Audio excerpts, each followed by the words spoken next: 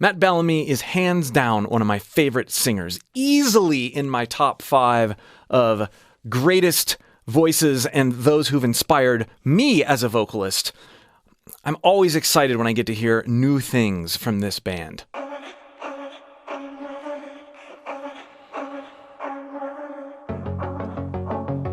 The voice as an instrument.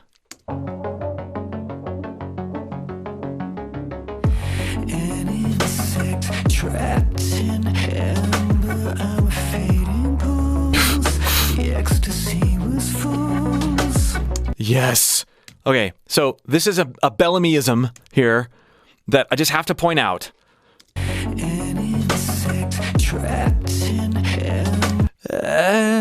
He's clearly in his chest voice. He's entering in fry. He's not pushing his voice, but he's grounding in definitely chest. And then listen to what happens here. I'm fading pulse. Fading pulse, fading pulse. Da da da da da da da da da da da da.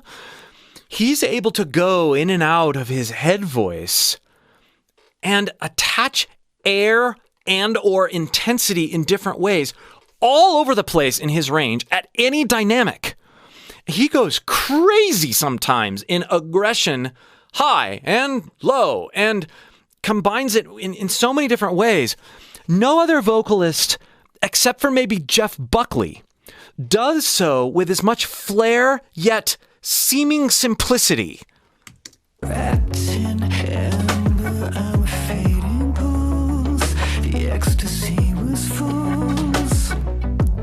The ecstasy was false. The ecstasy was false. No. The ecstasy was false. No. The ecstasy. Fully commit to this resonance. The ecstasy was false. Shape it, cradle it, mold it. He builds pottery with his vocal lines. Our love is an unlit script. And even there, with the breath, like, unlit script. He's not taking a breath because he ran out of breath.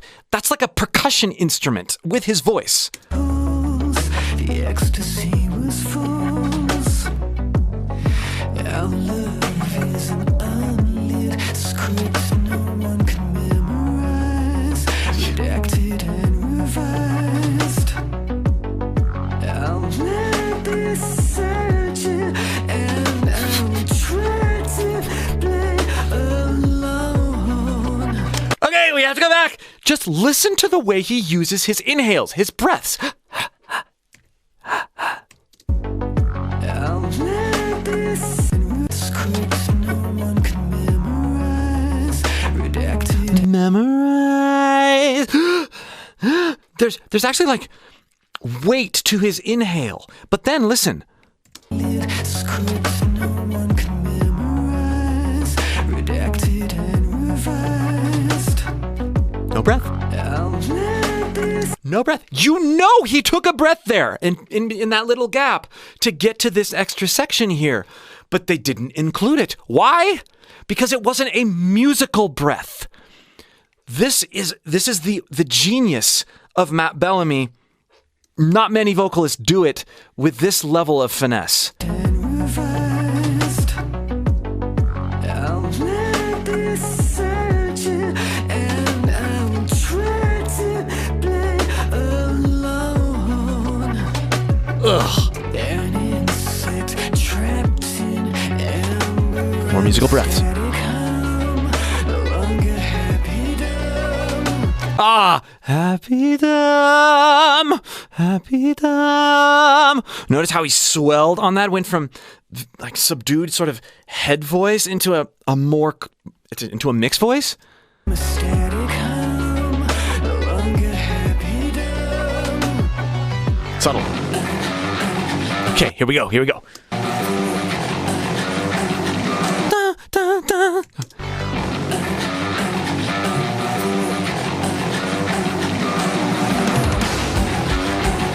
Wait for it.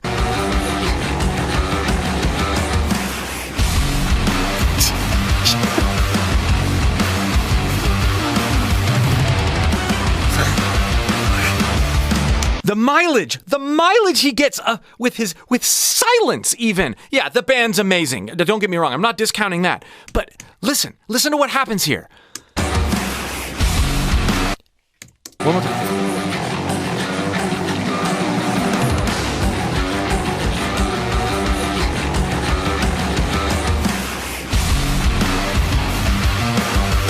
He set it up with this sort of whisper screamy thing, and then the band takes over. A lot of vocalists, you would have him,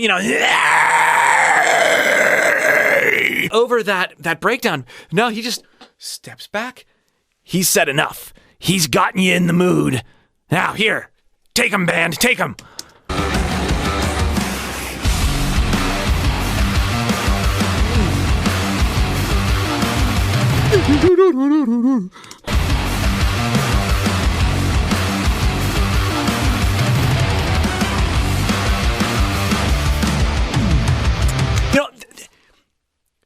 They're prog. I mean, there's prog, but it's so not. It's all the best parts of prog with none of the irritating parts.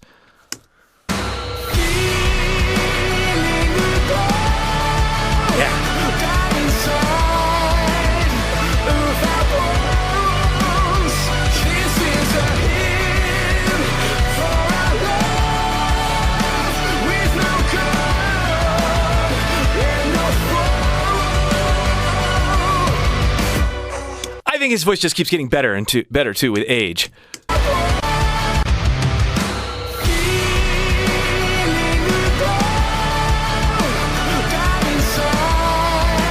Okay, listen to this approach.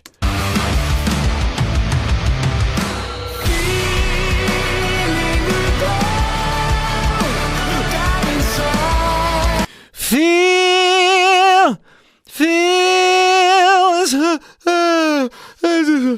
almost a yawn, sort of lazy thing, but then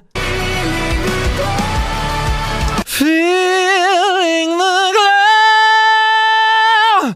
How he gives you this first. It says not feeling the glow. It's also not feeling the glow. It's not either of those. Neither of those sound bad. It's the variety. It's the rocking back and forth of these two postures. Feeling the glow. That really makes it work. And I know when I pick this stuff up from particularly Matt, he's one of the main guys that taught me this. When I pick this stuff up and put it in my own voice and experiment with it, I don't sound like him, but it totally frees aspects of my voice that I don't think would have been freed any other way. If you'd like help doing this with your voice, pulling from singers who inspire you, click the link below in the pinned comment or video description and join my free course. I'll help you pull things out of your voice based on your inspirations that you never thought were even there.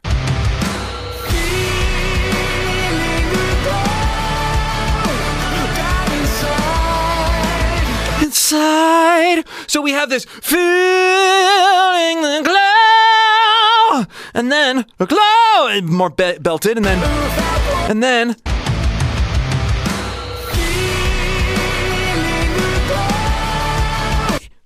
did you notice he even had that glow, feeling the glow? He sighed into glow, and then inside. Died inside. There's so much going on in these 4 words. 5 words? Feeling the glow, died inside. I need to take more breath there, but I think you get the point.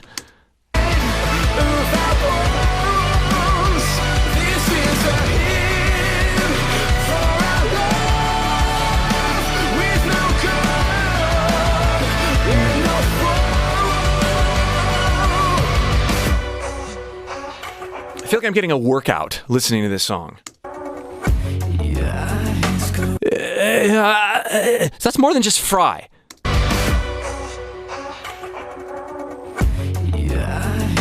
He fried and then compressed before he sang.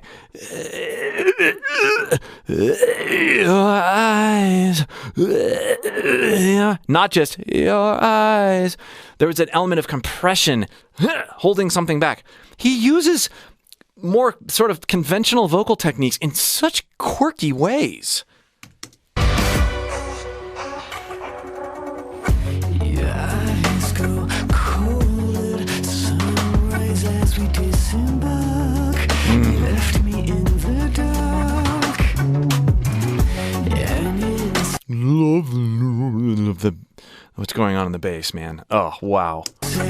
trapped in amber, I'm a fading high. Our heaven is alive. Fading high, fading high.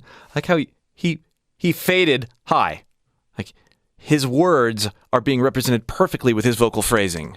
I'm a fading high. Our heaven is alive. Our heaven is alive. And you know what? He doesn't care that we heard his break. So many vocalists whine and complain about, oh, I have to get rid of my break. He both embraces voice cracks and intentionally uses them, but also is one of the greatest mixed voice vocalists out there.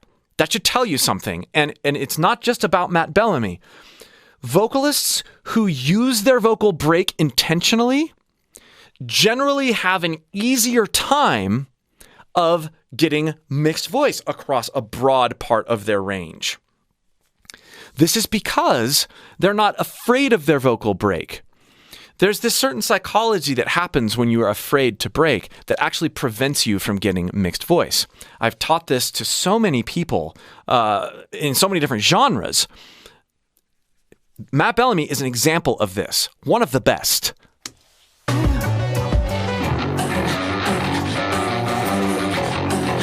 Beautifully, like, percussive breathing there again.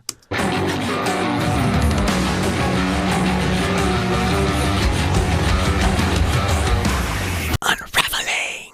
Oh, yeah, weighty whispers.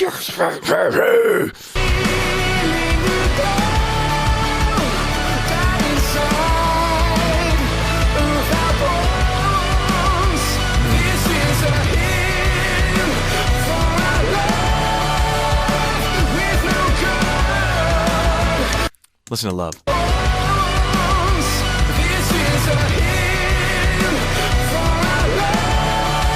For him, for I can't stress enough, like, how much the sighs create a mellowness to his intensity. Creates desperation, sure, but if we were to go about this as, of course, yes, we have the H. Him for love. That's just not the same thing. Well, obviously it's not the same thing, but it's not anywhere in the ballpark of the type of setting he's trying to establish with his voice. We can have the same amount of aggression present, but if we surround it with the... this is a hymn for love.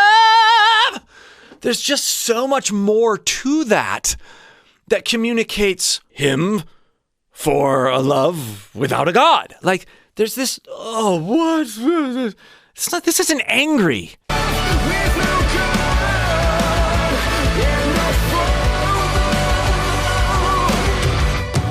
Throne.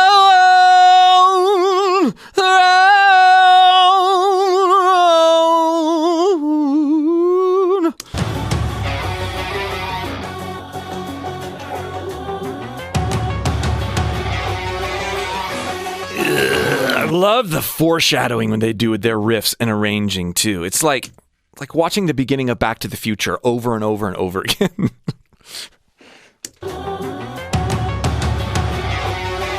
Because it helps you experience what I meant by that comment. This is the first time I've heard this song. But when you have seen Back to the Future over and over and over again, and you go back and you watch the beginning of the movie, and you pick up on all the things that they're telling you about that will come to fruition later sometime in the movie, you can experience this 2-hour movie in your head by only watching the first few minutes and the opening credits for that matter. what these guys do so well, and I know they're doing it because they've already done it in this song before with the first build, but what they do in other songs, and they're about to do it again here, is it causes this extra enjoyment because the way that they set up what they do by foreshadowing energy to come helps you enjoy a whole Muse song when you hear just little parts of it, because you go on that journey in your head once you start to know the songs better. This sort of thing isn't talked about enough when it comes to great songwriting and great vocal performances. How can foreshadowing play a role in your presentation, in your performance? The reason that I still listen to Muse all the time is for this very reason. And it took me a while to figure out why some bands, I'll put their albums on repeat and not really get tired of them. And some bands, I can listen to it, once or twice and just be like, okay.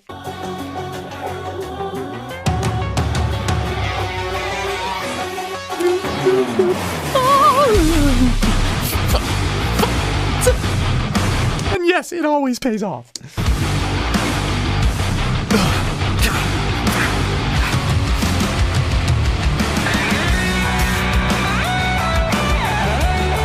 Yes, please.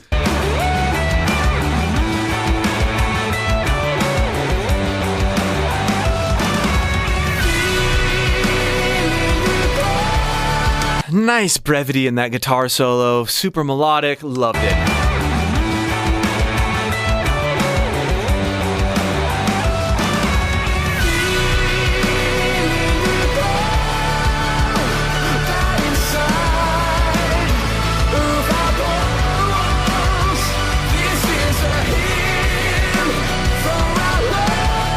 Love the choiry background vocals.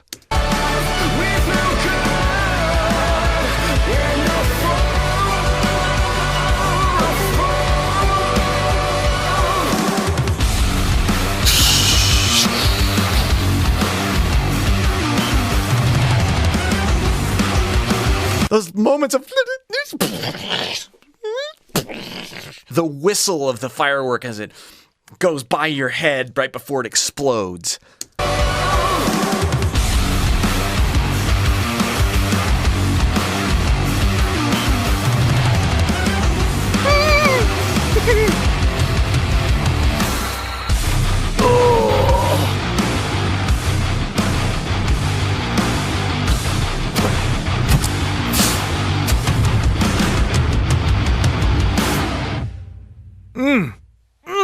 Yes, please.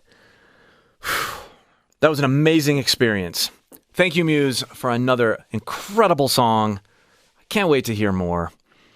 If you'd like to see other breakdowns I've done on Matt Bellamy, you might like this video. And again, if you would like more help uncovering what's possible with your voice, click that link below in the pinned comment or video description and join my free singing course. I'll help you pull things out of your voice you never knew were even there.